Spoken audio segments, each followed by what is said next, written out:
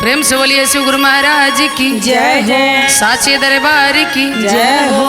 देखी बाबा भोलेनाथ के दरबार लगल बा और फागुन के पावन महीना आइल बा और बाबा खूब होली खेलतनी पार्वती माता के साथे। कैसे? और कैसे कहे के बा पूनम दीदी, ये चलो देव घर बाजार, चलो देव घर बाजार, टिकट कटा लो फ्री में। चलो देव घर बाजार, चलो देव घर बाजार, टिकट कटा लो फ्री में।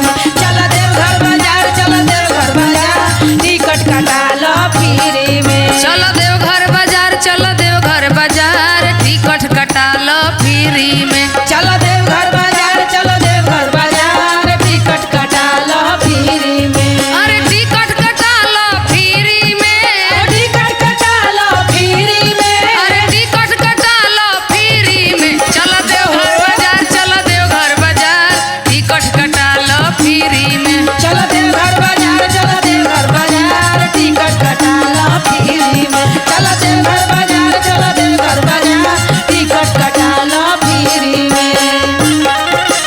जय हो।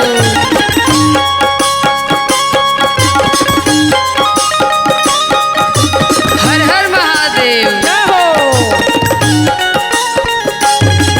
चलो देव घर बाजार, चलो देव घर बाजार, टिकट कटा लो फ्री में। चलो देव घर बाजार, चलो देव घर बाजार, टिकट कटा लो फ्री में। और देखी वो बाजार में का बिकाता। काका हो, अरे देवघर बजरिया में रंग बिकाला, रंग बिकाला हो, रंग बिकाला, देवघर बजरिया में रंग बिकाला। रंग बिकाला हो, रंग बिकाला। अरे भोला के सिंगार, भोला के सिंगार, भोला के सिंगार, भोला के सिंगार, कर भोला के सिंगार, कर भोला के सिंगार, टिकट कटा लो फ्री में। कर घर बाजार, चलो देव घर बाजार, टिकट कटा लो फ्री में। चलो देव घर बाजार, चलो देव घर बाजार, टिकट कटा लो फ्री में।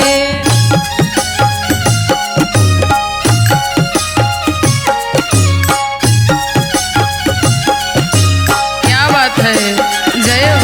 चलो देव घर बाजार, चलो देव घर बाजार, टिकट कटा लो फ्री में। चलो देव घर बाजार, चलो देव घर बाजार, टिकट कटा लो फ्री में। और देखी बाजार में का बिकाता। काका अरे देवघर बजरिया में भांग बिकाला, भांग बिकाला हो, भांग बिकाला, देवघर बजरिया धतूरा बिकाला। धतूरा बिकाला, धतूरा बिकाला। भोला के भांग पिला दो हो, अरे भोला के भांग पिला दो हो, अरे भोला के भांग पिला दो हो। चलो देवघर बाजार, चलो देवघर बाजार, टिकट कटा लो फ्री में। चलो देव घर बाजार, चलो देव घर बाजार, टिकट कटा लो फ्री में।